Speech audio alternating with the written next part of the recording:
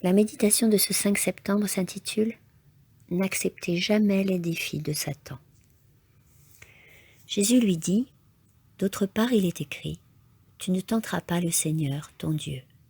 Matthieu 4, 7. Rappelons-nous tous comment très habilement et astucieusement Satan ordonna au Christ de se jeter en bas du haut du temple, citant les Écritures pour le convaincre que ce serait correct pour lui de le faire, pour démontrer de cette manière à tout le peuple qu'il était véritablement ce qu'il déclarait être. « Si tu es fils de Dieu, jette-toi en bas, car il est écrit, il donnera des ordres à ses anges à ton sujet, et ils te porteront sur les mains de peur que ton pied ne heurte contre une pierre. » Matthieu 4, 6. En citant les Écritures, Satan oublia un point très important. « Pour te garder dans toutes tes voies » Psaume 91, 11. En consentant à obéir à Satan, le Christ se serait aventuré sur le terrain de ce dernier, et d'une manière différente de ce que Dieu avait prévu pour son Fils. C'était un défi, et les agents de Satan utilisent toujours des défis présomptueux qui lui donnent des opportunités d'imposer subtilement sa volonté à ceux qui acceptent ces défis.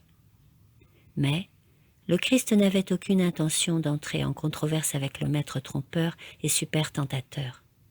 Il lui répondit, « Il est d'autre part écrit, tu ne tenteras pas le Seigneur, ton Dieu. » Les anges, esprits chargés d'un ministère, se placent sur les sentiers où le devoir conduit ceux qui doivent hériter du salut, et Dieu les protégera du malin.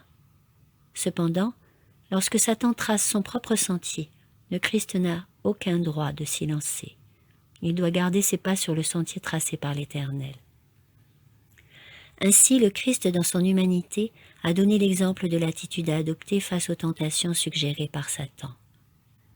Nous ne devons jamais accepter un défi pour prouver la vérité aux hommes inspirés par Satan, à nous faire des propositions que Dieu n'a pas initiées.